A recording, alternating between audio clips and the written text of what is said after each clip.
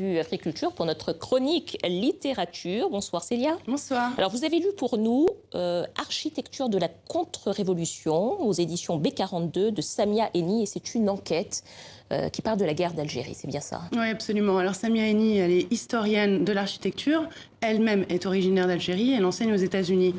Alors, son livre Architecture de la Révolution propose d'analyser les politiques d'architecture et d'urbanisme pendant la guerre d'Algérie, pendant la guerre d'indépendance de l'Algérie, donc de 1954 à 1962.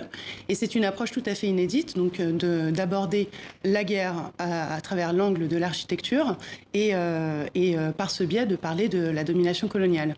Alors, ce qu'il faut savoir, c'est qu'entre 1954 et 1962, tout le territoire rural et urbain algérien a été réorganisé. Donc il y a eu une planification architecturale qui avait pour but de renforcer la domination coloniale et d'étouffer les insurrections algériennes. Par exemple, comment est-ce que ça se voyait dans la ville ? Alors, il y a déplacement des populations, déplacement forcé des populations. Il y a eu des camps de regroupement. On a regroupé des Algériens, on a créé des villages, on a recréé des villages artificiels. On a rasé des bidonvilles. Si vous voulez, le but, c'était de couper, de contrôler la population algérienne et de la couper de l'influence révolutionnaire. Alors, comment est-ce qu'elle a procédé, Samia Eni, pour réaliser cette enquête ? Alors, elle-même, elle parle de son livre comme un puzzle complexe qui reste à compléter. Si vous voulez, comme toute personne qui s'attaque à la guerre d'indépendance de l'Algérie, elle s'est confrontée au silence des institutions et aux archives classées secret défense. Elle, ce qui l'intéressait, c'était de parler des opérations militaires françaises que les autorités françaises essayaient de dissimuler. Donc, elle est allée interroger d'anciens combattants, des anciens habitants des camps de regroupement. Elle a analysé des photographies aériennes militaires.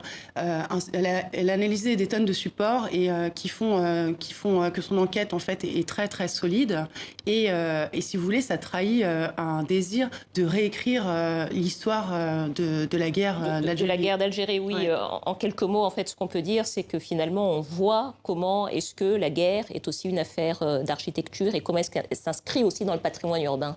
Absolument, c'est ça. En fait, c'est l'idée et à la fois, les traces ne sont pas évidentes. Tout a été dissimulé, donc c'est pas du tout évident aujourd'hui dans l'architecture contemporaine qu'on connaît de l'Algérie, dans l'architecture qui reste de l'époque coloniale, d'y retrouver les traces. Mais il y avait une stratégie de guerre, une stratégie de domination coloniale derrière l'intention architecturale. Célia Sadaï, merci beaucoup. Vous nous présentiez l'enquête de Samia Eni, Architecture de la contre-révolution, édition B42, donc sur le lien entre architecture et guerre d'indépendance en Algérie. Merci à vous.